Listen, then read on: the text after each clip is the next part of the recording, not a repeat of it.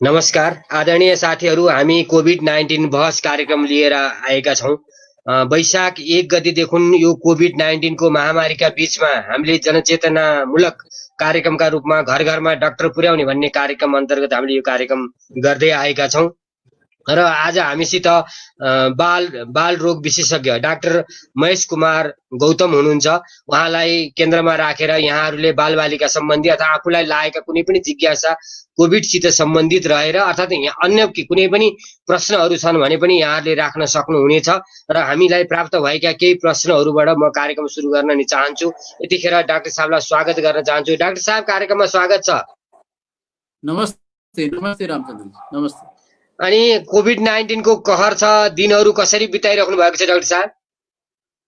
अब अहिले चाहिँ खास गरी यो जबदेखि लकडाउन सुरु भएको छ तबदेखि अलि बिरामीको चाप अलिक कम र मेरो चाहिँ विशेषतः बाल रोग र त्यसमा पनि बाल एलर्जी तथा दमको चाहिँ म विशेषज्ञको रूपमा बिरामीहरू हेर्ने गर्छु। त्यस हिसाबले चाहिँ अब विशेषतः पहिला लकडाउनभन्दा अगाडि चाहिँ काठमाडौँ बाहिरबाटै आउने बिरामीहरू धेरै हुनुहुन्थ्यो। अब अहिले त्यो हिसाबले चाहिँ बिरामीको चाप चाहिँ अस्पतालमा कम छ। तैपनि बाहिरको बिरामीहरूलाई पनि अहिले चाहिँ अनलाइनको माध्यमबाट वा टेलिफोनको माध्यमबाट कन्सल्टेसनहरू गराइरहेको छु र इमर्जेन्सी परेका केसहरूलाई मात्र चाहिँ हस्पिटल गएर हेर्ने गरिरहेको छु। पक्कै पनि डाक्टर साहब, अब म यहाँ डाक्टर साहबलाई हामीले आज दिउँसोबाट राखिसकेपछि हामीलाई विभिन्न माध्यमबाट प्राप्त भएका प्रश्नहरू म डाक्टर साहबलाई राख्न चाहन्छु। सुबोध अर्याल डाक्टर साहबलाई सोध्नुहुन्छ, कोभिड-19 को बालबालिकामा कस्तो प्रभाव देख्नु भएको छ? अब कोभिड-19 को अहिले नेपालको कुरा गर्दाखेरि चाहिँ नेपालमा हालै प्रकाशित विभिन्न पत्र पत्रिकामा प्रकाशितको आधारमा पनि करिब 15देखि 20 वा 30% चाहिँ डाटा हामीले पाएका छौँ। अब पहिला चाइनामा सुरु हुँदाखेरि चाहिँ यसको 5% भन्दा पनि कम टोटलमा जम्मा जम्मी जति इन्फेक्टेड थिए त्यसमा चाहिँ 5% भन्दा कम बालबालिकाहरू चाहिँ पर्थे। नेपालमा चाहिँ अलि त्यो त्यसको हिसाबमा चाहिँ तुलनात्मक अलि बढी छ, तर त्यो चाहिँ अब यो टेस्टहरूले गर्दा पनि हुनसक्छ। जति धेरै टेस्ट भयो उति बालबालिका सायद त्यही 5% वा त्योभन्दा कमकै वरिपरिमा हुन्छन् होला। अहिलेको अवस्था त्यही हो। अब एकदमै सिरियस इन्फेक्सन भनेको चाहिँ धेरै नै कम छ, तर पनि हिजो अब कतिसम्म यो आधिकारिक टिचिङ अस्पतालबाटै नै चाहिँ कुनै डाटा चाहिँ मैले भेटाएको छैन, तर अब 47 दिनको एउटा बच्चा PCR पोजिटिभ बितेको भन्ने चाहिँ एउटा समाचारमा देखेको छु।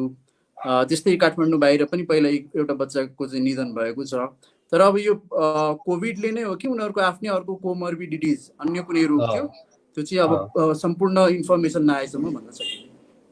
त्यसै गरी प्रगति गुरुङ सोध्नुहुन्छ, बालबालिकाको इम्युनिटी पावर कस्तो हुन्छ? अब साधारणतया चाहिँ बालबालिकाको इम्युनिटी पावर 5 वर्षको भन्दा कमका बालबालिकामा पक्कै पनि कम हुन्छ। बच्चा जन्मिएदेखि 6 महिनासम्म चाहिँ आमाकै दुधमा हुने जुन इम्युनोग्लोबुलिनहरू हुन्छ तिनीहरूले नै उसलाई चाहिँ बाहिरी रोगबाट बचाइरहेको हुन्छ। त्यसपछि चाहिँ शरीरले आफै इम्युनोग्लोबुलिन बनाउन थाल्छ, तर प्राय जसो इम्युनोग्लोबुलिनहरू पूर्ण रूपमा बन्नलाई चाहिँ कम्तीमा पनि 5-6 वर्षको उमेर भएको हुनुपर्दछ। त्यही भएर 5 वर्ष वा सोभन्दा कमका बालबालिकामा चाहिँ साधारणतया इम्युनिटी कम नै हुन्छ। त्यसै गरी प्रेम थापा सोध्नुहुन्छ, बालबालिकालाई कुनै पनि रोगसँग लड्ने क्षमता बढाउन के गर्नुपर्छ? रोगबाट लड्ने क्षमता बढाउनलाई चाहिँ कस्तो छ भन्दाखेरि अब सरकारले जुन भ्याक्सिनहरू कम्पलसरी गरेको छ त्यो लगाइदिनु पर्यो, हैन? सरसफाइमा ध्यान दिनु पर्यो। बच्चा जन्मेपछि सकेसम्म 6 महिना एक्सक्लुसिभ ब्रेस्ट फिडिङ आमाकै दुध खुवाउनु पर्यो र कम्तीमा 2 वर्षसम्म त्यसलाई कन्टिन्यू गर्नु पर्यो। 6 महिनापछि पूरक खाना यानि कि कम्प्लिमेन्ट्री फिडिङ पनि एकदमै उमेरको हिसाबको चाहिन्छ। त्यो पुगेन भने पनि बच्चाको तौल र वजन बढ्दैन र शरीरमा चाहिने इम्युनोग्लोबुलिनहरू जुन रोग विरुद्ध लड्नलाई चाहिने तत्त्वहरू हुन्छ त्यो बन्दैन। त्यही भएर पौष्टिक खाना, सरकारले तोकेका भ्याक्सिनहरू त्यो लगाउने र धेरै भिडभाडमा नजाने सानो बच्चाहरू, घरमा ठुलो व्यक्तिहरूले चुरोट नखाइदिने, हैन? धेरै धुलो यस्ता वातावरणहरू, फोहोर वातावरणहरूमा बच्चा नहुर्काउने। त्यसो गर्यो भने बच्चाको रोग प्रतिरोधात्मक क्षमता बढ्छ नै। पक्कै पनि डाक्टर साहब। त्यसै गरी यो उमेरसम्मको लागि भन्न पर्ला डाक्टर साहब, यो कति उमेरसम्मको बच्चाहरू बच्चाको जुन उमेर छ नि, कति वर्षसम्मको लागि बच्चा मानिन्छ डाक्टर साहब उपचारमा? अब हाम्रो चाहिँ यहाँ विदेशतिर चाहिँ पेडियाट्रिक एन्ड एडोलेसेन्ट मेडिसिन भनेर 21 वर्षसम्म हेर्ने चलन छ। हाम्रोमा या, चाहिँ या, 16 वर्षसम्मलाई चाहिँ बाल्य अवस्था नै मानिन्छ होइन। तर अब ए, सरकारी हस्पिटल जस्तै कान्ति बाल अस्पतालमा चाहिँ जाँच हुने चाहिँ 14 वर्षसम्मको बच्चाहरू। ए त्यसपछि चाहिँ नि टिचिङ हस्पिटल पठाइन्छ 14 वर्षभन्दा माथि भयो हजुर भने। हजुर हजुर हजुर हजुर हजुर। पक्कै पनि डाक्टर साहब। त्यसै गरी विश्व खरेल सोध्नुहुन्छ यो कोभिड-19ले बालबालिकालाई मानसिक असर परेको छ कि छैन भन्नुहुन्छ? एकदम एकदम परेको छ। जस्तै ठुलो मान्छेहरूलाई हुन्छ त्यस्तै बच्चाहरूलाई पनि मानसिक असर परेको नै छ, यसमा कुनै शङ्कै छैन। अब किन पनि भन्दाखेरि जस्तै यो महामारी भयो त्यसपछि हाम्रो देशमा पनि लकडाउन सुरु भयो। लकडाउन सुरु भएपछि प्रायः जसो ठुलो मान्छे नै घर बाहिर निस्किने वातावरणै भएन। भनेपछि आफ्नो बच्चाहरूलाई पनि बाहिर लिएर जाने, पार्कहरूमा घुमाउने वा अन्य बच्चाहरूको घरमा लगेर चाहिँ खेल्न छोडिदिने त्यस्तो वातावरण पक्कै भएन। र सकेसम्म चाहिँ बच्चाहरूलाई घरमै कसरी भुलाउने त भन्दाखेरि टिभीमा कार्टुन देखाउने, मोबाइल दिने, आइप्याड दिने। यसले गर्दाखेरि चाहिँ बच्चाहरूलाई चाहिँ अब पछि गएर चाहिँ लामो समय यस्तो लकडाउन भइरह्यो र यही समस्या रहिरह्यो भने पछि के समस्या होला भन्ने डर भयो भने उनीहरूको मानसिकतामै के पर्ने भयो भने अब बाहिर कसैसँग घुलमिल गर्नुपर्ने आवश्यकतै रहन्छ होइन। यही आइप्याड यही मोबाइल चाहिँ हाम्रो दुनियाँ रहेछ र यसले चाहिँ लङ टर्म बच्चाहरूको अरू पढ्ने बानी, जिज्ञासु हुने बानी यो सबै कम हुँदै जाला भन्ने डर चाहिँ छ। पक्कै पनि डाक्टर साहब मैले यहीँनिर जोड्न खोजेँ। एकजना हाम्रो चिनी जानेकै एकजना मानिसले घरमा बच्चा र एकजना उनको सहयोगीले जहिले नि आइप्याड यस्तै खेल्ने कुरो दिने, अनि खुवाउने राख्ने, उनीसित कुराकानी नगर्ने, उनले घर सफाको अरू काम गर्न पर्यो। पहिला पहिला अलिअलि बाबा आमा भनेको बिस्तारै बिस्तारै उसले बोल्न नै छोडेर चाहिँ नि 6-7 वर्ष भइसकेपछि नबोलेपछि अनि हाम्रो वरिष्ठ बालरोग विशेषज्ञ डाक्टर रमेशकान्त अधिकारीले पनि उहाँलाई परीक्षण गरिराख्नु भएको कुरो मैले पनि सुनेको थिएँ। अहिले त यो त्यो कठिनाइ झन् बढ्ने हो कि होइन डाक्टर साहब यो परिस्थितिमा? हजुर हजुर एकदमै यो चाहिँ अब बढ्ने नै छ। किनकि बच्चा भनेको एक त बच्चाहरूसँगै घुलमिल हुनुपर्छ, बोली राम्रोसँग बोल्नलाई पनि उसकै उमेरको बच्चाहरू बाहिर खेल्न जान पाउनुपर्छ होइन। बाहिर अब बोट बिरुवा, कुकुर बिरालो, अरू जन्तुहरू, अरू कीटाणुहरू उसले आफैले देखेन भने भोलि त्यो उसले सिक्न पनि पाउँदैन, त्यसको बारेमा जान्न पनि पाउँदैन। अब खालि मोबाइल आइप्याड हुनाले चाहिँ उसलाई चाहिँ उसको यो दिमागमा चाहिँ यसको इम्प्रेसन मेहनत केही परेन, दिमागमा यो चाहिँ प्रिन्टहरू गइ नै रहन्छ, आफ्नो मेहनत केही सिक्ने मेहनत केही पनि पर्दैन। त्यही भएर कम्युनिकेसन स्किल्स भोलि चाहिँ सोसियल स्किल्सहरूमा चाहिँ पक्कै ह्रास आउँछ। त्यसै गरी रमा बस्याल सोध्नुहुन्छ कोभिड-19 बढ्दै गएको छ, डाक्टर साहबहरूले कसरी हेर्नु भएको छ? अब यो कोभिड-19 चाहिँ बढ्दै जानु त एक्सपेक्टेड नै भन्छु म होइन। किनकि अब जति लकडाउन खुकुलो हुँदै गयो त्यति नै झन् यो सङ्ख्यात्मक हिसाबले चाहिँ बढ्दै नै जान्छ। अब हामीले ध्यान दिनुपर्ने भनेको चाहिँ यसको सिभियर फर्म्स भनेको अस्पतालमा आइसियु चाहिने गरी कतिवटा बिरामीहरू चाहिँ भर्ना हुन्छन् त्योतर्फ हो। अब त्यो हुन नदिनलाई चाहिँ हामीले जस्तै काठमाडौँमा अब 1 हप्ता अगाडिसम्म पनि खासै केसहरू थिएनन्, अब दिनको दिन बढ्दैछ भनौँ न। अब त्यसको लागि चाहिँ अलि जनता नै जिम्मेवार हुनुपर्छ जस्तो लाग्छ मलाई। जस्तै चाहिँ हामीले सोसियल डिस्टेन्सिङमा, मास्क लाउने कुरामा, ह्यान्ड हाइजिन कुरामा चाहिँ एकदमै ध्यान दिनुपर्ने जरुरी छ। होइन भने चाहिँ अब यो बिस्तारै बिस्तारै चाहिँ जुन यो बाहिरबाट आएका व्यक्तिहरूमा मात्र जुन कोरोना सङ्क्रमण बढी देखिरहेको थियो अब चाहिँ कम्युनिटीमा धेरै फैलियो भने त हरेकको घरमा चाहिँ कोही न कोही वृद्ध हुनुहुन्छ। काठमाडौँ जस्तो सहरी क्षेत्रमा त कसै न कसैलाई ब्लड प्रेसर, मुटुको अन्य रोग वा डायबिटिज पक्कै छ भनेपछि उहाँहरूमा यो सङ्क्रमण पुग्यो भने चाहिँ हस्पिटलले धान्नै नसक्ने हिसाबले चाहिँ आइसियुहरू भरेलान् कि भन्ने डर चाहिँ छ। पक्कै नै डाक्टर साहब। अब त्यसै गरी कमल पौडेल सोध्नुहुन्छ बालबालिका स्कुल जान पाएका छैनन्, आउटडोर खेल्न पाएका छैनन्, यसको असर कस्तो रहन्छ भन्नुभएको छ। हुन त अलिकति विषय डाक्टर साहब छुनु पनि भएको थियो। हजुर हजुर एकदम त्यही अघि नै भनेकै जस्तै नै हो। बालबालिका भनेकै उनीहरूको उमेरमा हामीले उनीहरूलाई खेल्न दिनुपर्छ, उनीहरूको जिज्ञासाहरू मेट्नुपर्छ। अब कुनै एउटा कोठामा थन्किएर बसेपछि न कुनै जिज्ञासाहरू बन्ने भए, खालि आइप्याड, खालि टिभी, खालि मोबाइल हुने भयो होइन। बाबुआमा पनि एक हिसाबले उनीहरूलाई 24 घन्टा टाइम दिइरहन पनि सक्ने हुँदैनन्। र अहिले त अब यो न्युक्लियर फ्यामिलीको कन्सेप्ट छ नि, प्रायः जस्तो परिवारमा 1 वा 2 भन्दा बढी बच्चा पनि हुँदैनन् भनेको आफ्नो उमेरका कुनै साथीहरूसँग खेल्ने रमाउने नै हुँदैन। त्यसो भएपछि लङ टर्म चाहिँ यसले चाहिँ सोसियल स्किल्स, कम्युनिकेसन स्किल्स र अन्य कुनै मानसिक समस्याहरू चाहिँ निकाल्न सक्छ। पक्कै पनि डाक्टर साहब। त्यसै गरी ज्ञानु शर्मा सोध्नुहुन्छ कोभिड-19 लागेको बालबालिकालाई कसरी उपचार गराइन्छ? अब कोभिड-19 लागेका बालबालिका भनेर चाहिँ अब त्यसमा पनि अब त्यो ग्रेडिङ भयो होइन। जस्तै अब खालि उसको बुवा आमालाई वा कुनै कन्ट्याक्ट पर्सनलाई चाहिँ कोभिड थियो, पिसिआर गरायो, पोजिटिभ आयो, तर बच्चामा कुनै लक्षण छैन भने उसलाई खालि घरमै वा कुनै क्वारेन्टाइनमा आइसोलेसनमा राखिने भयो होइन त। अब बच्चालाई चाहिँ साधारण इन्फेक्सन मात्र छ, किनकि यो पनि एउटा भाइरस जस्तै हो। अब भाइरल इन्फेक्सनकै लक्षण लिएर आयो, साधारण ज्वरोहरू मात्र छ, अक्सिजनको मात्रा शरीरमा एकदमै पर्याप्त छ, विशेष त हामी चाहिँ 95% वा सोभन्दा माथि अक्सिजन सेचुरेसन भन्छौँ त्यो छ भने चाहिँ बच्चालाई सिम्प्टोमेटिक, जस्तै ज्वरो आएको छ भने प्यारासिटामोल दिने, पानीहरू बढी खुवाउने होइन, पौष्टिक खानेकुराहरू खुवाउने र हेर्ने, अब्जर्भेसन मात्र भयो। अब बच्चाको श्वास प्रश्वासको गति एकदम छिटो छ, त्यसले गर्दा निमोनिया भएको छ, अक्सिजनको मात्रा चाहिँ त्यो SpO2 मिटरले हेर्दाखेरि 95 भन्दा कम 92 भन्दा पनि कम छ भने चाहिँ अस्पताल भर्नै हुनुपर्ने हुन्छ। अब श्वास फेर्न एकदमै गाह्रो छ, बच्चाले श्वास फेर्नै सकेको छैन भने आइसियुमा राखेर उपचार गर्नुपर्ने हुन्छ।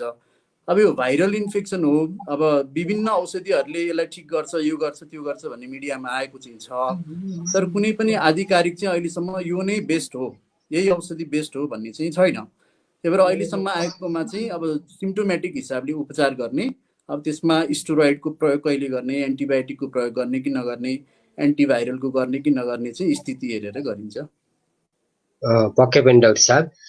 त्यसै गरी योगेश श्रेष्ठ यहाँलाई सोध्नुहुन्छ, अन्य रोगी बालबालिकाले अहिलेको अवस्थामा उपचार पाएका छन् भन्नुहुन्छ।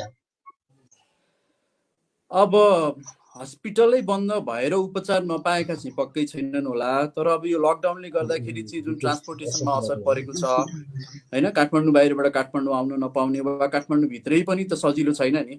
अहिले पनि सार्वजनिक भेहिकलहरू चलेका छैनन्, अब सबैसँग गाडी हुन्छ, सबैसँग चाहिँ बाइक हुन्छ भन्ने पनि ग्यारेन्टी छैन। र अर्को कुरा के भने अब धेरै मान्छेहरूलाई अलिक त्रास पनि छ, अस्पताल भनेको गइहाल्नु हुने ठाउँ होइन रहेछ भन्ने भएको छ। त्यसैले गर्दा चाहिँ कुनै कुनै बिरामी चाहिँ अलि ढिला पुगिरहेछन् कि, वा चाहिँ अब कुनै कुनै बिरामी जस्तै हामीले समाचारमा पढ्छौँ नि, काठमाडौँ बाहिर चाहिँ बच्चाभन्दा पनि वयस्क वा चाहिँ वृद्धहरूमा चाहिँ क्वारेन्टाइनमा राखिएको छ। अब क्वारेन्टाइनमै राख्दा राख्दै कोही झाडा बान्ताले बिते वा कुनै अन्य कारणले बिते भन्ने जुन समाचार आइरहेको छ, त्यो चाहिँ अब मान्छेको अलिकति नलेजको कमी पनि भन्छु म होइन, अलिकति लापरवाही पनि भयो कि भन्ने अब त्यो त जाँच गरेपछि थाहा हुने कुरा हो। अब त्यो सन्तासले गर्दाखेरि चाहिँ जुन उपचार पाउनु पर्ने थियो त्यसमा कतै कतै चाहिँ अलिकति त्रुटि चाहिँ हुन सक्ने सम्भावना चाहिँ छ। पक्कै पनि डाक्टर साहब, किनभने अहिले हस्पिटल त एक किसिमको जान नहुने ठाउँ हो कि, अब सानोतिनो भयो भने बस्ने कि भन्दा भन्दै अलिक कठिनाइ पनि फेरि केटीकेटीलाई हुने रोगको चाहिँ नि अब कतिको उपचारमा छन् भन्ने कुरा एकदम गम्भीर प्रश्नै लागेको मलाई पनि हो। त्यसै गरी नारद गौतम सोध्नुहुन्छ, कोभिड-19 सँग बच्न बालबालिकालाई कसरी सिकाउने? अब बालबालिका भन्नाले अब सबैभन्दा पहिला त हामीले अब WHO ले पनि के भन्छ भने 2 वर्षभन्दा कमका बालबालिकामा चाहिँ हामीले अब यो मास्क लाउन पनि कम्पलसरी छैन, मास्क लाउन हुन्न पनि भनिन्छ होइन। 2 वर्षभन्दा माथिका छन् भन्ने चाहिँ अब अलिकति बुझ्न सक्ने। डाक्टर साहबको नेट अलिक स्लो भएको हो कि? डाक्टर साहब बुझिएको छ? डाक्टर साहब इन्टरनेटको अलिकति असुविधा भइराखेको जस्तो छ, किनभने डाक्टर साहबले बोलेको हामीले सुनिराखेका छैनौँ। डाक्टर साहब हामीले बोलेको सुन्नु भएको छ? हजुर, डाक्टर साहब बोलेको सुनिरहेको छैन। डाक्टर साहब बोलेको सुनिराखेको छैन, एकचोटि बाहिर गएर आउनु पर्ला डाक्टर साहब। आदरणीय साथीहरू, इन्टरनेटको प्राविधिक गडबडले यहाँ फेरि सानो समस्या आएको छ, तर हामी तुरुन्तै जोडिनेछौँ यो इन्टरनेटको हाम्रो अवस्था र मूलत अब यो प्राविधिक रूपले हुने कामहरूमा हाम्रो एउटा पर्फर्मेन्स पनि त्यस्तो बेटर त्यति नहुन सक्छ। अब कतिपय सन्दर्भमा हामी जहाँ कार्यक्रम सञ्चालन गरिराखेका छौँ त्यहाँ पनि प्राविधिक समस्याहरू आएर कार्यक्रमहरू डिस्टर्ब भएको यहाँहरूले जानकारी पाइ नै राख्नु भएको छ। त्यसै गरी तर पनि हामी यो प्रयास गरिराखेका छौँ कि आएका प्रश्नहरूको सही उत्तर खोज्ने काममा हामी निरन्तर जुटिरहनेछौँ र यतिखेर डाक्टर साहब डिस्कनेक्ट हुनुभएको छ, उहाँ यसमा हुनुहुन्न, तर पनि उहाँ जोडिने प्रयासमा हुनुहुन्छ। हाम्रो प्राविधिक साथी डाक्टर साहबसित निरन्तर सम्पर्कमा हुनुहुन्छ र डाक्टर साहब फेरि जोडिनु भएको छ। डाक्टर साहब मैले त्यसैलाई नै कन्टिन्यू गरेँ। हजुर हजुर, त्यही कोभिड-19 सँग बच्न बालबालिकालाई कसरी सिकाउने?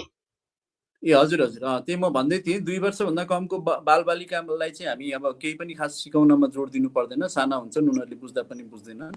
मास्क पनि लाउनु जरुरी छैन भन्ने अहिलेसम्मको रेकमेन्डेसन त्यही छ। अब 2 वर्षभन्दा माथिका जुन बालबालिका छन्, यदि तपाईँहरू घर बाहिर निस्किँदै हुनुहुन्छ भने उनीहरूलाई पनि चाहिँ कपडाकै किन नहोस् एउटा मास्क चाहिँ लगाइदिनु होला वा लगाउनु पर्छ भन्ने चाहिँ सम्झाउनु प्रयत्न गर्नु होला। त्यस्तै बच्चालाई सकेसम्म धेरै मान्छेहरूसँग भेटघाट गर्ने वातावरणहरू नगर्नु होला हैन। एक त सकेसम्म बाहिर लिएरै नजाने अहिलेको सिचुएसनमा। अनि बाहिर केही चिज छोएर आएका छन्, जस्तै भर्याङ चढ्दा हुन्छ, लिफ्ट भएको ठाउँमा लिफ्टहरूमा छुने हुन्छ, बटनहरू थिचिरहने हुन्छ। त्यस्तो हुनाले आफैले पनि सम्झेर र सम्झिन सक्ने बालबालिकालाई चाहिँ बेला बेलामा 2-2 घण्टामा होस्, 4-4 घण्टामा होस्, जसरी सकिन्छ साबुन पानीले हात धुनुपर्छ भनेर आफ्नै अगाडि राखेर आफूले एक्जाम्पल बनेर, जस्तै कम्तीमा 20 सेकेन्ड चाहिँ माडी माडी हात धुनुपर्छ भनेर सिकाउनु पर्यो। उनीहरू जान्दैनन् भने आफैले हात धुइदिनु पर्यो हैन त। अब यसमा चाहिँ यो गर्नु पर्यो। अर्को कुरा, अब झोलिलो चिज प्रशस्त खाइरहने, घरमा हुने पौष्टिक आहारहरू खाइरहने, बाहिरको चिजहरू खाँदाखेरि यो एडिटिभ प्रिजर्भेटिभ रहेका चिजहरू खाँदाखेरि चाहिँ तिमी बिरामी पर्छौ भन्ने एउटा चाहिँ बानी अहिले नै बसाल्ने, जुन हाम्रो यो पुरातन सोचहरू थियो नि सबै, अहिले आएर सबै साइन्टिफिक भइरहेका छन् नि। जस्तै हात जोड्ने, नमस्ते गर्ने, कसैसँग हात नमिलाउने हैन, खोक्दाखेरिका व्यवहारहरू भयो, कफ एटिक्वेटहरू भयो, जुत्ताहरू बाहिर खोल्ने, घरभित्र छिर्दा सधैँ हात धोएरै छिर्ने, बाहिर हिँड्दा मास्क लगाउने, यस्ता चिजहरू चाहिँ सिकाउने। र आफूले अब ठुलो मान्छेले गरेन भने त बच्चाले पक्कै सिक्दैन। त्यही भएर आफू एक्जाम्पल बनेर गर्नुभयो भने सबै बच्चाहरूले सिक्छन् यस्ता कुरा। पक्कै पनि डाक्टर साहब। त्यसै गरी प्रतीक्षा गुरुङ सोध्नुहुन्छ, नेपाली समाज बालबालिकाप्रति कस्तो पाउनुहुन्छ? अब नेपाली समाज बालबालिकाप्रति भन्नाले अब नेपाली समाजले त बालबालिकालाई एकदमै बालबालिकाकै रूपमा सोध्छ हैन। तर अहिले चाहिँ अब कन्सेप्ट के छ भने, हाम्रो आध्यात्मिक कन्सेप्ट होस् कि अब यो अहिलेको वेस्टर्न सिभिलाइजेसनको अहिलेको कन्सेप्ट होस्, बालबालिका भनेको पनि इन्डिभिजुअल हुन् हैन। उनीहरूको पनि आफ्नो दिमाग हुन्छ।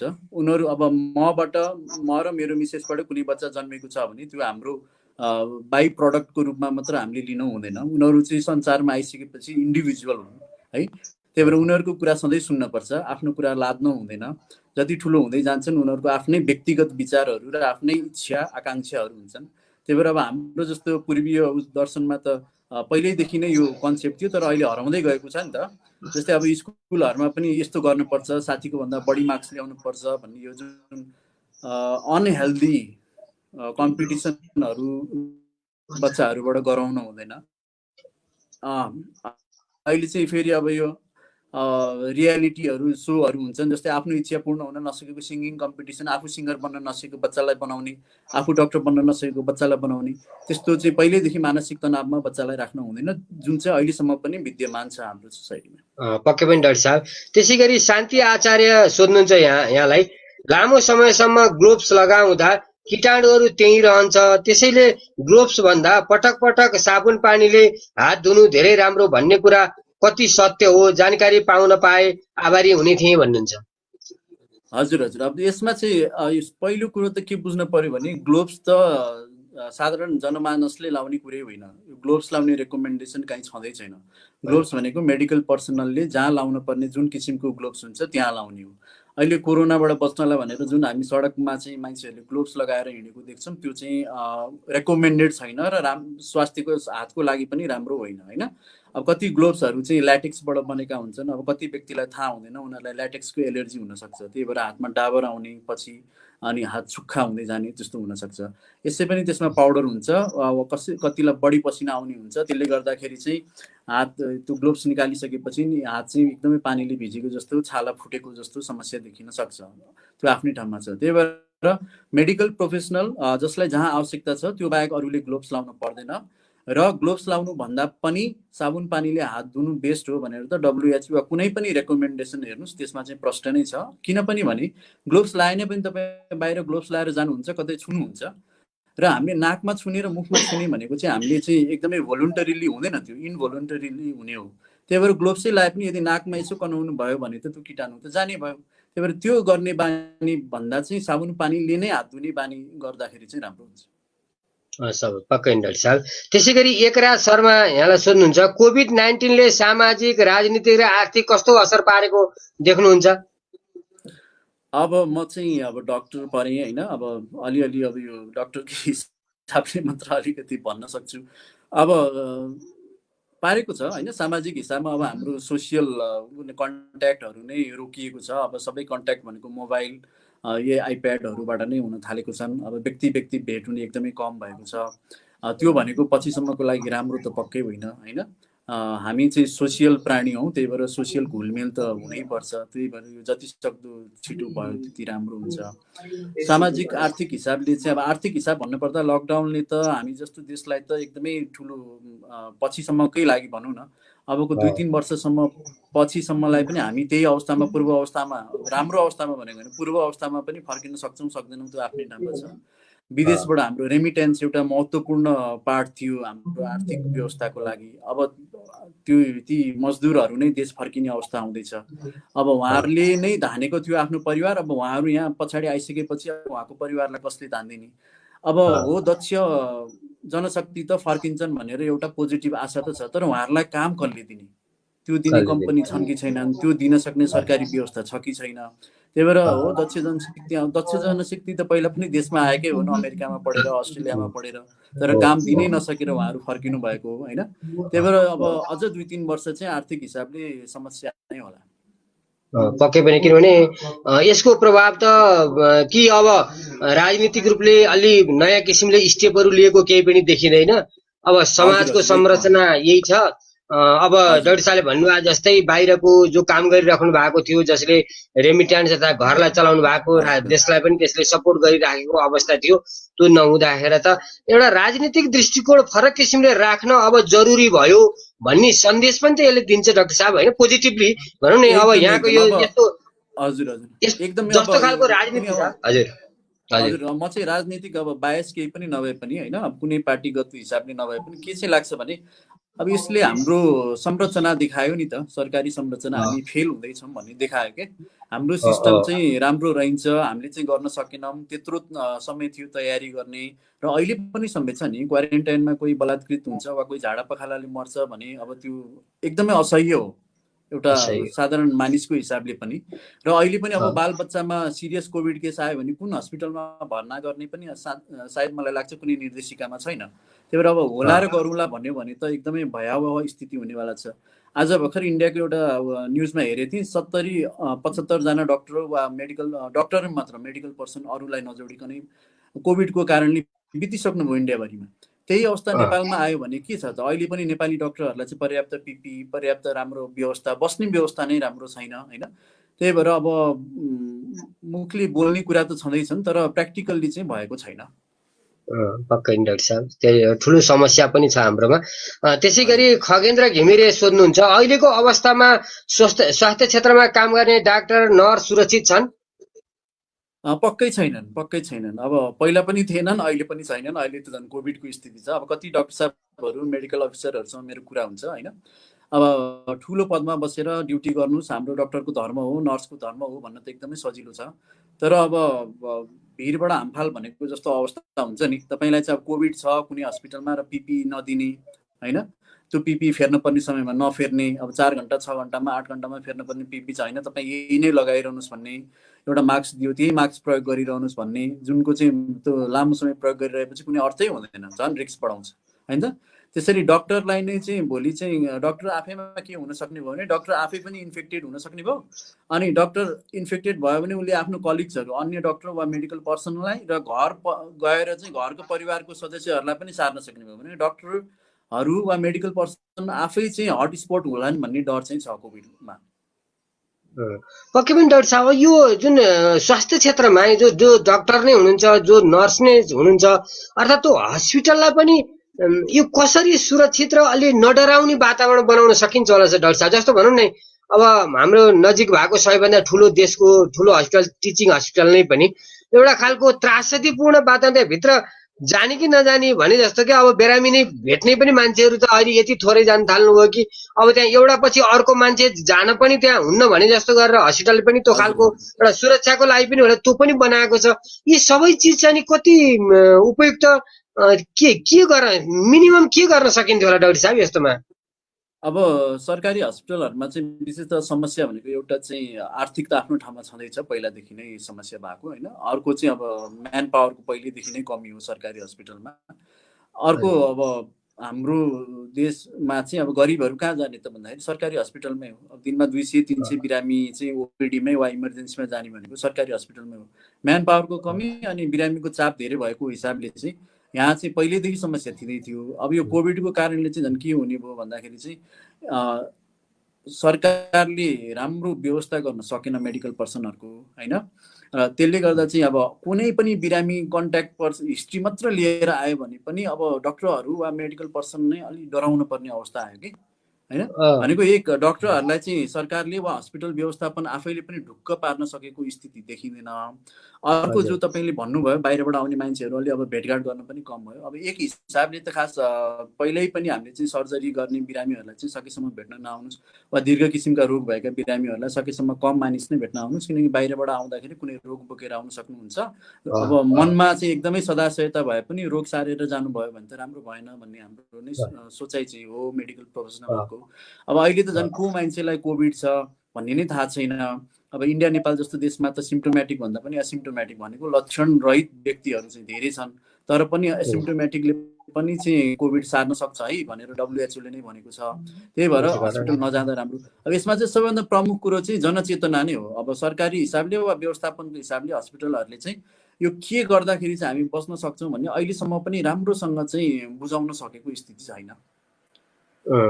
भने हस्पिटल चाहिँ नि अलि नियन्त्रण पनि अहिले डाक्टर साहबले भन्नुभएको जस्तै एउटा त अब ठुलो हस्पिटल आर्थिक रूपले पनि अब प्राइभेट हस्पिटलहरू पनि यतिखेर प्राइभेट हस्पिटलहरू चाहिँ नि त्यस्तो अलि स्वतस्फूर्त उपचारका लागि प्रेरित नभएको जस्तो पनि एकातिर देखियो नि डाक्टर साहब। यो होइन, प्राइभेट हस्पिटलमा चाहिँ मैले बुझेको हिसाबले चाहिँ के छ भन्दाखेरि प्राइभेट हस्पिटलमा काम गर्ने डाक्टर साहबहरूसँग कुरा गर्दा चाहिँ अब सरकारले हामीलाई किन विश्वासमा लिन सकिरहेको छैन भन्ने नै सुनेको छु क्या मैले। जस्तै अब PCR टेस्ट अब दिने भनेको स्टार हस्पिटलमा सुरु भयो, टिचिङ त अब सरकारी नै जस्तो भयो, अलि ढिलो नै भयो नि।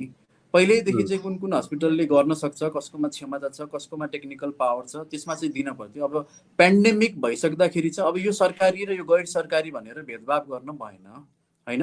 सबै हस्पिटलहरूलाई साथमा लिएर सबै विज्ञहरूलाई साथमा लिएर चाहिँ के चाहिँ गर्दाखेरि राम्रो हुन्छ। अब जस्तै काठमाडौँ जस्तो घना बस्तीमा कतिवटा हस्पिटललाई दिनुपर्ने, नुवाकोट जस्तो ठाउँमा कुन हस्पिटललाई जिम्मा लाउनु पर्ने, धुलीखेल हस्पिटललाई कति जिम्मा दिनुपर्ने, त्यो नै भएन कि। हामी चाहिँ सरकारीमै गर्छौँ। अब एउटा केस भयो नि, जस्तै ग्रान्डेमा चाहिँ एउटा उहाँकै स्टाफलाई भयो, त्यसपछि चाहिँ पाटन पठायो भनेर मिडियाबाजी धेरै भयो, तर अब प्रोटोकलमै त्यही थियो होइन। ग्रान्डेमा राख्न नमिल्ने बिरामी PCR पोजिटिभ आएपछि पाटन पठाउनु नै पर्ने थियो, किनकि पाटन कोभिड हस्पिटलको रूपमा चिनिएको छ काठमाडौँ। अब ग्रान्डी हस्पिटललाई नै कोभिड हस्पिटलको रूपमा डेभलप गरेको पहिल्यै नै भए त त्यो समस्या नै आउँदैन थियो। त्यही भएर सरकारी संयन्त्र यो कम्युनिकेसन र चाहिँ कोअर्डिनेसन एकदमै कमजोर पछि छ। भने यसमा चाहिँ नि भनौँ न अहिले जस्तो यसै त पैसाको कुरो जोडिने डाक्टर साहब, खर्चको कुरो जोडिने, अनि फेरि जुन खालको खर्च देखाइएको छ त्यो एकदमै डरलाग्दो खालको। मानिलिउँ सर्वसाधारण मान्छे त भने नि अब ठिक छ 5,000 10,000 मान्छेले खर्च गर्ने हो भने अलिकति सुविधा जानेर पाउँछु म त्यहाँनिर पुग्छु भनेर नि मान्छे अलिअलि गर्थ्यो होला कि, त्यो पनि परिस्थिति नभएको एउटा ठुलो हौवा उपचारको गर्नै नसकिने अब सरकारको जुन खालको खर्चको लागत देखाउँछ त्यो भयावह त्रासदीपूर्ण। अब प्राइभेट हस्पिटलहरू त्यो लिने कुरालाई एउटा विश्वसनीय वातावरण उनीहरू गेन गर्न सकिराखेका छैनन्। मतलब यो हाम्रो नेपालको चाहिँ नि जति पनि प्राइभेट हस्पिटलहरू बनेका छन् डाक्टर साहब, र जति पनि अब सरकारी स्तरमा काम गरेका टिचिङ हस्पिटलहरू त अब यी त ठुल्ठुला भए, अर्थात् पूर्वाञ्चलको नेपालगञ्जको पोखराकै लागि भनियो भने पनि अब यी ठाउँ ठाउँका हस्पिटलहरू ठुलै एउटा थापित पनि भएका छन्। यो प्राइभेट हस्पिटलको हाम्रो स्ट्रेन्थ चाहिँ नि कस्तो छ डाक्टर साहब? अब प्राइभेट हस्पिटलको स्ट्रेन्थ त खास भन्ने हो भने अहिले गभर्मेन्टको भन्दा पनि राम्रो छ नि। अब किनकि 20% जति चाहिँ गभर्मेन्ट हस्पिटलले धानेको होला नेपालको मेडिकल फिल्डलाई, हजुर 80% त अहिले पनि प्राइभेटले नै छ। अब सानो तिनो ठुलो अब हेरेर ग्रेडिङ हेरेर होइन। अब हजुर त्यही भएर प्राइभेट हस्पिटललाई समायोजन नगरी भनेको यो अहिले पेन्डेमिकमा चाहिँ उनीहरूलाई पनि इन्क्लुड नगरिकन चाहिँ यो पेन्डेमिकसँग हामी जुझ्न सक्दैनौँ। अहिलेसम्म त केस सङ्ख्या नै धेरै छैन, त्यसैले धानिएको। अब ठुलो हस्पिटलको रूपमा चाहिँ अब मेड सिटी वा ग्रान्डी हस्पिटल वा नर्विक हस्पिटल क्षमताको हिसाबले उनीहरू अब नेपालकै बेस्ट हस्पिटलहरूमा पर्छन् डक्टरको र क्षमताको हिसाबले होइन त। अब त्यो हजुर बाहेकका अरू जुन सासाना हस्पिटलहरू छन् उनीहरूको आफ्नै क्षमता छ। अब मेरो विचारमा हजुर चाहिँ पहिले नै के गर्न सकिन्थ्यो भने नि, जस्तै मेड सिटी नर्विक तपाईँहरू तयार हुनुहोस् त, सरकारले भन्यो होइन। तर त्यसरी हजुर तयार हुनुहोस् भन्दा पनि सरकारले नै आफ्नो चाहिँ एक हिसाबले चाहिँ जस्तै नर्विक हुन्छ कि वा मेड सिटी हुन्छ कि वा ग्रान्डेलाई चाहिँ आफ्नो अन्तर्गतमा लिएर त्यहीँको स्टाफहरूलाई परिचालन गरेर चाहिँ कोभिडको म्यानेजमेन्ट गर्न खोजेको भए चाहिँ त्यो चाहिँ बेस्ट हुन्थ्यो। अब होइन पक्कै भने पनि चाहिँ यदि प्राइभेटमा तपाईँहरू आफ्नो हिसाबले गर्नुहोस् भन्यो भने चाहिँ, जस्तै अहिले इन्डियामा के भइरहेछ भनेको दिल्लीमा म्याक्स हस्पिटलमा तपाईँको पर डे चाहिँ 25,000 देखि 1.5 लाखसम्मको चाहिँ बिल आउँछ होइन। भनेको 14 दिन त बस्नु पर्यो त्यो बिरामी पिसिआर हजुर पोजिटिभ आएको। हजुर त्यस्तो भयो भने त 14-15 लाख 20 लाख 30 लाखको खर्च आउने आइसी। हजुर अब त्यही हिसाबले नेपालमा हो लाग्छ त्यो एफोर्ड गर्न सक्छ। हजुर डाक्टर साहब। डाक्टर साहब हजुर हजुर हजुर पक्कै पनि डाक्टर साहब। सुन्दैछु। त्यसै गरी अब गणेश घिमिरे सोध्नुहुन्छ कोभिड-19 को भ्याक्सिन आउन अझ कति समय कुर्नु पर्ला भन्नुहुन्छ?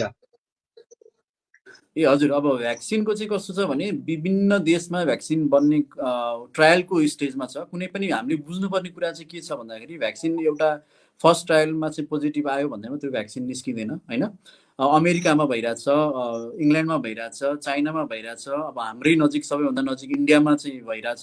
सबैहरूले चाहिँ पोजिटिभ रिजल्टहरू देखाइरहेका छन्। तर पनि अहिलेसम्म चाहिँ ह्युमन ट्रायल्समा गएर एकदमै राम्रो रिजल्ट भनेर चाहिँ प्रष्ट भइसकेको अवस्था छैन। पोजिटिभ छन् होइन, तर प्रष्ट रूपमा चाहिँ अब हुन्छ भनेर ग्यारेन्टिड र यही समयमा निकाल्न सकिन्छ भनेर चाहिँ अहिलेसम्म कुनै पनि भ्याक्सिन कम्पनीले भनेको छैन। अब सबैभन्दा छिटोमा त्यही कारणले चाहिँ यदि सबै ट्रायलहरू फास्ट ट्र्याकमा राखेर गऱ्यो भने पनि केही नभए पनि अब यो सेप्टेम्बर अक्टोबर पछि मात्र कुनै भ्याक्सिन निस्केला। तर त्यो पनि जस्तै अब हामी विचार गरौँ न, अमेरिकामा कुनै भ्याक्सिन निस्क्यो सेप्टेम्बर अक्टोबरमा भने त्यो फेरि मास प्रोडक्सनमा जानुपर्छ होइन। मिलियन्स एन्ड मिलियन्सको सङ्ख्यामा, करोडौँको सङ्ख्यामा बन्नुपर्छ। त्यसको लागि फेरि बजेट चाहिन्छ। त्यो भएर बनेर र त्यसलाई फेरि अब नेपाली आफैले किन्न सक्ने नसक्ने आफ्नो ठाउँमा छ। फेरि कुनै कम्पनीले स्पोन्सर गरेर गरिब मुलुकहरूमा बाँड्ने त्यो अवस्थामा भयो भने पनि कम्तीमा हाम्रो देशसम्म आइपुग्नलाई त 1-2 वर्ष पक्कै लाग्ला। अब यसलाई रहने 2022 सम्म रहन्छ भनिएको छ एकातिर डाक्टर साहब होइन। फेरि हजुर हजुर हजुर डब्ल्युएचओले अब त्यो यसमा भनिरहेको चाहिँ के छ भने अब अहिले चाहिँ अब धेरै देशहरूमा के पनि भनेका छन् भने अब चाहिँ कोरोनासँग कसरी बाँच्ने होइन। कोरोनालाई मार्ने वा कोरोनालाई हटाउने भन्दा पनि कोरोनासँग चाहिँ कसरी चाहिँ बाँच्ने त, अब त्यो सिस्टम त्यो मोडालिटी तयार गर्नुपर्नेको आवश्यकता छ। भ्याक्सिन भन्दा पनि हामीले भन्यौँ नि बिस्तारै बिस्तारै यो लकडाउन खुल्दै जाँदा चाहिँ कहिलेकाहीँ हर्ड इम्युनिटीको पनि कुरा आउँछ होइन। जस्तै कति निको भएर समाजमा मिसिसकेका मानिसहरू हुनुहुन्छ नि हाम्रै देशमा पनि, उहाँहरू धेरै हुनुभयो भने त उहाँहरू हर्ड इम्युनिटीले चाहिँ अरू बाँकी समुदायलाई पनि बचाउने हुन्छ। त्यही भएर अब यो चाहिँ कस्तो भयो भने जस्तै इन्फ्लुएन्जा जसरी आएको थियो नि, अब कसै न कसैलाई सबै मान्छेलाई एक न एक समय चाहिँ हुन्छ भने जस्तो भयो। त्यही भएर अब 2 वर्ष लाग्छ, 3 वर्ष लाग्छ, 5 वर्ष होला, तर सबैलाई चाहिँ एक न एक दिन चाहिँ समाउला। तर हाई रिस्क ग्रुपमा को हुनुहुन्छ त, जस्तै अब उमेर पुगेका 50-55 कटेका, डायबिटिज भएका, दीर्घ रोग भएका, ब्लड प्रेसर भएका, मुटु रोग भएका वा ससाना बच्चाहरू, उनीहरूलाई चाहिँ बचाउन हामीले प्राथमिकतामा राख्नु पर्यो। पक्कै पनि डाक्टर साहब। त्यसै गरी घनश्याम बगाले सोध्नुहुन्छ कोभिड-19 को औषधि छैन, बिरामीको उपचार कसरी गरिँदैछ? यो अघि पनि हामीले भन्यौँ, अब यो भाइरल हो, अब यसमा चाहिँ एन्टिबायोटिकहरूको खासै रोल हुँदैन। सेकेन्डरी इन्फेक्सन छ भने एन्टिबायोटिक दिने हो। जस्तै सामान्यतया ज्वरो आउँछ भनेर हामीले बुझ्यौँ, त्यसो भएपछि प्यारासिटामोल दिने, पानी बढी खाने, आराम गर्ने। सामान्यतया 95% मान्छेहरू यसैबाट ठिक हुन्छन्। जसको चाहिँ शरीरमा अक्सिजनको मात्रा कम छ, जसलाई चाहिँ श्वास प्रश्वासमा फेर्न गाह्रो भइरहेको छ, उनीहरू अस्पताल भर्ना हुन्छन्। त्यसमा पनि फेरि 1% भन्दा कमलाई आइसियु चाहिने हुनसक्छ। अब आइसियुमा त भेन्टिलेटर चाहियो, अलिक कडा किसिमका औषधिहरू दिनुपर्ने हुन्छ। रोग कोभिड-19कै लागिको औषधि भन्दा पनि यसले गर्ने कम्प्लिकेसन्स र योसँगै आउने ब्याक्टेरियल इन्फेक्सन्सहरूलाई चाहिँ हामीले उपचार गर्छौँ। त्यसै गरी फुर्बा लामा सोध्नुहुन्छ, बालबालिकालाई स्वस्थ रहन के गर्नुपर्दछ? यो अघि पनि हामीले भनि नै सक्यौँ। बालबालिका स्वस्थ हुनलाई धेरै कुरा छ, भनेको अब भ्याक्सिन्सहरूको कुरा आइहाल्यो, पोषणको कुरा आइहाल्यो होइन। उमेर हिसाबले बच्चाहरू बढिरहेका छन् कि छैनन्, तौल भइरहेको छ कि छैन, त्यसमा ध्यान दिनु पर्यो। घरमा चुरोट धुवाको वातावरण हुन भएन, स्ट्रेसफुल वातावरण हुन भएन। मैले अघि पनि भने पढाइको स्ट्रेस, खेलकुदको स्ट्रेस भनेको हाई एक्सपेक्टेसन्सको स्ट्रेसहरू अहिले हाम्रो पढाइ एजुकेसन सिस्टमै गलत छ होइन। त्यसले पनि बच्चालाई बच्चा हुनै दिएको छैन क्या, बच्चैदेखि कम्पिटिसनमा हालिदिएको छ होइन। यति पर्सेन्ट 91% ल्याए पनि होइन बाबु 92% ल्याउनुपर्छ भन्ने एउटा छ। भनेको बच्चालाई बच्चा हुन दिनुपर्छ सबैभन्दा पहिले होइन। त्यसपछि उनीहरू वयस्क भएपछि त उनीहरू आफै गरिहाल्छन्, त्यही छ। अनि सरिना वाइवा सोध्नुहुन्छ, यो अवस्थामा अभिभावकलाई के भन्न चाहनुहुन्छ? अब अभिभावकलाई चाहिँ आफ्नो बच्चा बच्चीको ख्याल राख्नुको लागि सबैभन्दा पहिले आफ्नो ख्याल राख्नुहोस् होइन। यो ह्यान्ड हाइजिन, साबुन पानीले हात धुने, बाहिर निस्किँदा मास्क लगाउने, सोसियल डिस्टेन्सिङ कम्तीमा चाहिँ 2 मिटर भनिएको छ। सकेसम्म धेरै मान्छे भएको ठाउँमा नजानुहोस्। घरबाटै हुने कामहरू छ भने घरबाटै गर्नुहोस्, फोनबाट हुने काम छ भने फोनबाट गर्नुहोस्। अत्यावश्यक जरुरी काम छ, जागिर छ, जानै पर्ने छ भने मात्रै घरबाट निस्किनुहोस् होइन। अनावश्यक आजको लागि तरकारी किन्न, आजको लागि 1 प्याकेट दुध लिनलाई भनेर ननिस्किनुहोस्। एकैचोटि चाहिँ बरु 2 दिनको लागि किनेर ल्याउनुहोस्। सकेसम्म कम बाहिर निस्किनुहोस् र आफ्नो बच्चाहरूलाई भेट्नुभन्दा पहिला बाहिर गएर आउनुभएको छ भने साबुन पानीले पक्कै पनि हात धुनुहोस् होइन। आफ्नो लुगाहरू फेर्नुहोस्, सकिन्छ नुहाउनुहोस् होइन। त्यति चाहिँ गर्नुहोस्। बच्चालाई उमेर हिसाबको खोपहरू लगाउँदै गर्नुहोस्। अहिले यो कोरोना छ भनेर बच्चाको खोपहरू नछुटाउनु होला। पौष्टिक खानेकुराहरू दिनुहोस्, बच्चासँग समय बिताउनुहोस्। अब एक हिसाबले चाहिँ यो पेन्डेमिकको समय लकडाउनले के चाहिँ गरेको छ भने पहिलाभन्दा आमा बाबुको आफ्नो बच्चासँग बिताउने समयलाई चाहिँ बढाइदिएको छ। किन बच्चाहरूको लागि बढिरहेका उमेरका बच्चाहरू 5 वर्षभन्दा कमका, विशेष त 3 वर्षसम्मको उमेरसम्म बच्चा बच्चीलाई चाहिँ सबैभन्दा प्यारो र सबैभन्दा एजुकेसन दिन सक्ने नै आफ्नो आमा बाबु हुन्छन्। त्यही भएर यो जुन समय छ, अब नेगेटिभ धेरै कुरा छन् तर पोजिटिभ कुरालाई लिउँ, आफ्नो बच्चाहरूसँग समय बिताउनुहोस्। पक्कै पनि डाक्टर साहब। अब हामी कार्यक्रमको अन्त्यमा आइपुगेका छौँ। अन्त्यमा के भन्न चाहनुहुन्छ डाक्टर साहब? धेरै धेरै धन्यवाद रामचन्द्र सर, यो मौका दिनुभएकोमा। सुनिरहनु भएको जो पनि हुनुहुन्छ, हामीलाई जसले हेरिरहनु भएको छ, अहिले कोभिड पेन्डेमिक आएको छ। यसले चाहिँ धेरै मानिसलाई इकोनोमिक स्ट्रेस परेको छ, मेन्टल स्ट्रेस परेको छ। अब जे पनि छ सबैलाई परेको छ, यो नसोच्नु होला कि तपाईँलाई मात्र परेको छ। दिमाग यसले गर्दाखेरि अलिकति मेन्टल समस्या हुनसक्छ, अलिकति डिप्रेसनमा जान सकिन्छ। तर धेरै मान्छेलाई यो समस्या भइरहेको छ, तपाईँहरूलाई मात्र होइन। त्यही भएर आफूलाई केही समस्या छ भने आफ्नो घर वरिपरिको मान्छे, आफ्नो निकटको मान्छे, आफ्नो मन मिल्ने साथी जो हुनुहुन्छ उहाँहरूसँग कुरा गर्नुहोस्। मनमा कुरा दबाएर नराख्नुहोस्, जसले गर्दा चाहिँ मानसिक समस्याहरू बढ्दै गएर सुसाइडसम्म हुन सक्ने देखिएको छ अध्ययनहरूमा होइन। अब बालबालिकाको हिसाबले मैले अघि नै भनिसकेँ, उनीहरूमा पनि स्ट्रेस भइरहेको हुन्छ, उनीहरूलाई पनि मेन्टल्ली केही समस्या हुनसक्छ। त्यही भएर आफ्नो बच्चाहरूसँग धेरै समय बिताउनुहोस्, कुराकानी गर्नुहोस्, खेल्नुहोस्, पौष्टिक आहारहरू दिनुहोस् र कुनै पनि नराम्रो समय जान्छ नै, त्यही पोजिटिभिटी लिनु होला। पक्कै पनि डाक्टर साहब, यहाँको अमूल्य समयको लागि हामी आभार व्यक्त गर्दछौँ। धेरै कुराहरू बालबालिका विषयमा के गर्ने कसो गर्ने भन्ने विषय धेरै प्रष्ट भएको छ।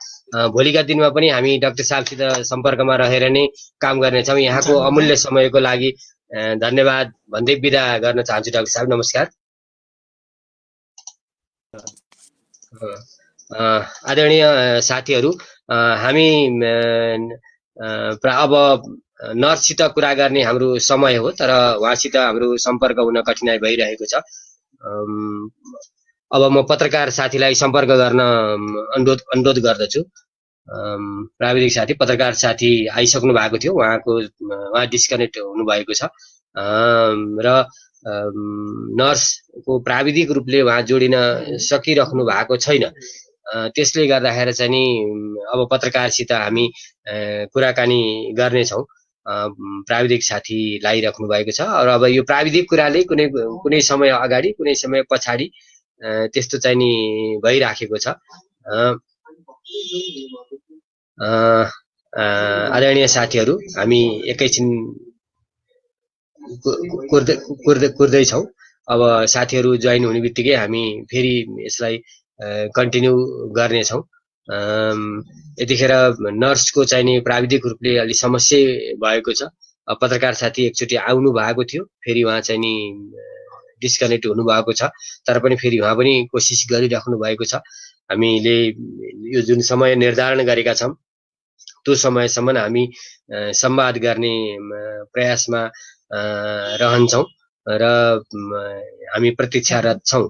किनभने यो चाहिँ नि कमसेकम जति पनि प्राविधिक रूपले गर्ने एउटा कामसितको सँगसँगै हामीले यो घर घरमा डाक्टर भन्ने कार्यक्रम अनुसार जसरी हामीले थालनी गऱ्यौँ र यसलाई निरन्तरता हामीले दिइराखेका छौँ। एउटा एक ठाउँबाट जुन खालको एउटा वातावरण बनिराखेको छ, हामी जुन खालको परिस्थितिबाट गुज्रिरहेका छौँ, अब त्यो ठाउँको परिस्थितिबाट गुज्रिरहने परेको परिस्थितिका कारणले पनि अहिलेको अवस्थामा हामी जुन किसिमका कठिनाइमा छौँ। हामीसित पत्रकार साथी जोडिँदै हुनुहुन्छ कमला हमाल, जो जनता टेलिभिजनसित सम्बन्धित हुनुहुन्छ। उहाँको इन्टरनेट अलि स्लो पनि भएको छ, यहाँ हामीसित जोडिएर देखिन सकिसक्नु भएको छैन। कमलाजी, मलाई सुन्नुहुन्छ? कमला हमालजी, कमला हमालजीको नि इन्टरनेटको समस्या भइराखेको छ। अब हाम्रो इन्टरनेटको अब इन्टरनेटहरू पनि विभिन्न क्वालिटीका छन्। अब हाम्रो नेपाल सरकारको अथवा दूरसञ्चारसितको एउटा छ, प्राइभेट कम्पनीहरू पनि आएका छन्, तिनका पनि आफ्ना खालका चाहिँ नि अवस्थाहरू छन्। कमलाजी, यहाँको इन्टरनेट अलिक स्लो भएको छ, एकचोटि बाहिर गएर फेरि आउँदाखेरि राम्रोसँग आउन सकिन्छ कि? यहाँ देखिरहनु भएको छैन र हामी दोहोरो संवाद गर्न सकिराखेका छैनौँ। आज दुइटै नर्सको पनि र पत्रकार साथीको पनि इन्टरनेटका कारण चाहिँ नि हामी कुरा गर्न सकिराखेका छैनौँ। अब बाल रोग विशेषज्ञका कुरा हामीले सुन्यौँ, अत्यन्तै महत्त्वपूर्ण र भोलिको कर्णधार एउटा एक किसिमले अहिलेको कठिन अवस्थाबाट हामीले जसरी पनि जोगाउनु पर्ने र हामी जसरी पनि अगाडि बढ्न पर्ने बालबालिकाहरू हुन् र ती बालबालिकाहरूका लागि हाम्रो लगानी हामीले गर्न पर्ने कामहरूको चाहिँ नि अब त्यसका बारेमा नि अलिकति डाक्टर साहबले प्रष्ट रूपले राख्नु भएको छ। हामी के गर्न सक्छौँ, के गर्नुपर्छ, किनभने हाम्रा जुन खालको अवस्था परिस्थिति छ त्यसले गर्दाखेरि चाहिँ नि अब यो कोभिड-19 को कहरबाट चाहिँ नि हामी सबैले मुक्त हुनेछ, तर त्यसका लागि पनि हामीले केही न केही आफ्नो किसिमको पहल पनि गर्न जरुरी छ भने सँगसँगै अब पत्रकार साथी आउनु भएको छ। पत्रकार साथी कमला हमाल, जो एक जनता टेलिभिजनसित सम्बन्धित हुनुहुन्छ। कमलाजी, कमलाजी सुन्नुभएको छ? हजुर हजुर हजुर। ल, कार्यक्रममा स्वागत गरेँ मैले यहाँलाई। मैले कार्यक्रममा स्वागत गरेँ कमलाजी।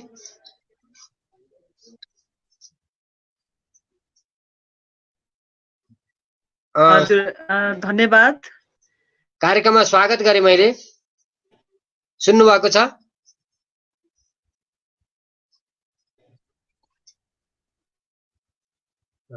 आदरणीय साथीहरू, हाम्रो प्राविधिक समस्या भन्नु पर्यो, किनभने हामी फोटोमा देखिएको छ, कमलाजी नि देखिनु भएको छ, म पनि देखिएको छु। मैले बोलेको सायद कमलाजीसम्म पुगेको छैन र कमलाजी बोलिराख्नु भएको छैन, किनभने उहाँको कमलाजी। हजुर हजुर, म सोझै प्रश्नमा गइहालेँ। यहाँलाई स्वागत गरेँ। अहिले पत्रकारहरूको अवस्था कस्तो छ यो कोभिड-19मा?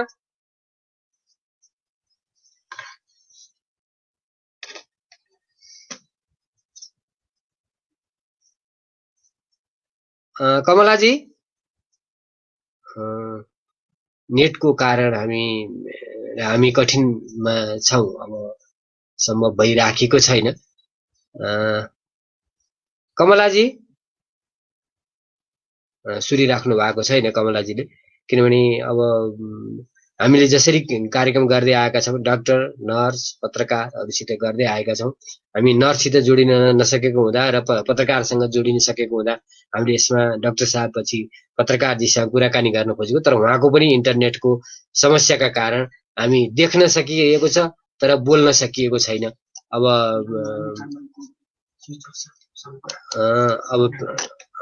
कमलाजी, हजुर हजुर सर, रामचन्द्र सर, हजुर अहिले पत्रकारहरूको अवस्था कस्तो छ? हजुर विशेष गरेर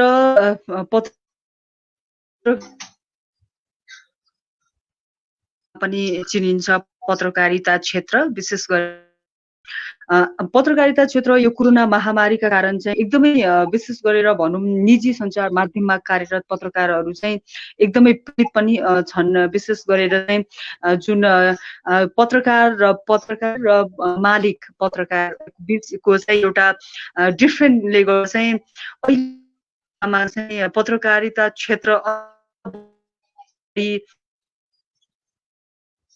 फेरि नेटको चाहिँ नि समस्या भएको छ। उहाँले सबै कुरा राख्न सकिराख्नु भएको छैन, फेरि चाहिँ नि डिस्कनेक्ट भएको छ। एउटा भन्दै हुनुहुन्थ्यो अब प्राइभेट सेक्टरमा काम गर्ने पनि अब मालिक र काम गर्ने साथीहरूका बिचको चाहिँ एउटा मालिकलाई सञ्चालन गर्न कठिनाइ भएको छ।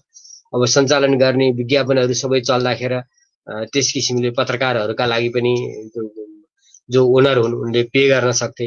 आज त्यो अवस्था यतातिर छैन भने यता श्रमजीवी पत्रकारका रूपले काम गरिरहेको पत्रकार साथीहरूलाई आफ्नो जीवन कसरी सञ्चालन गर्ने भन्ने खालको कठिन परिस्थिति चाहिँ नि यहाँ आइराखेको छ।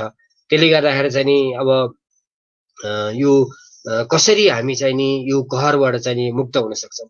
अब एकले अर्कोलाई गाली गरेर अथवा यस्तो चिज भएन भनेर मात्रै पनि भएन, गुनासो अभिभावकसित गरिन्छ, त्यसकारण सरकारसितको आलोचना पनि हामी गर्न सक्छौँ। तर पनि सँगसँगै फेरि हातेमालो गरेर हिँड्ने अभिभावकसितै हो अर्थात् सरकारसितै हो। त्यसकारणले अब कठिनाइहरू छन्, यावत धेरै किसिमका कठिनाइहरू छन्। कतिपय सन्दर्भमा अलिकति हामी जति पनि चर्चा गरिराखेका छौँ, हाम्रो राजनीतिक क्षमता, जुन राजनीतिक क्षमताले देशको मूल दिशा दिन्छ, मूल नीति भनिन्छ राजनीतिलाई, अब त्यो दिन नसकिराखेको औसत खालकै चाहिँ नि नेतृत्वहरू भएको कारणले पनि लामो समयसम्म नेपालसित जुन किसिमका सम्भावनाहरू त्यो सम्भावनालाई सुधार गर्न नसकिएको परिस्थिति चाहिँ नि आइराखेको छ। त्यसबाट प्राविधिक साथी अब अलिकति यो पत्रकारजीसँग फेरि सम्पर्क हुन सक्छ कि के छ अब परिस्थिति, किनभने हामी 47 मिनट गइसक्यौँ, फेरि पनि आउनु भएको छ। म पत्रकार साथीलाई म फेरि गर्छु। कमलाजी, इन्टरनेटको समस्या छ यहाँ भन्दै हुनुहुन्थ्यो, त्यो कुरा टुङ्ग्याउँ न। यहाँ मैले अलिकति दर्शक समक्ष राख्न सुन्न सक्नु भएन। कमलाजी सुनिएको छ? कमलाजी सुनिएन, किनभने अब यो इन्टरनेटको कारणले भएन। अब आजको कार्यक्रमलाई म यहीँनिर नै क्लोज गर्न चाहन्छु, किनभने हामी नर्ससित पनि कुराकानी गर्न सकेनौँ र पत्रकार साथीसित पनि कुरा गर्न सकेनौँ। भोलिका दिनमा फेरि हामी यस्तै बहस कार्यक्रम लिएर फेरि हामी आउने नै छौँ। आजलाई प्राविधिक रूपले सहयोग गर्नुहुने शाश्वत घिमिरे लगायत मलाई बिदा दिनुहोस्। नमस्कार।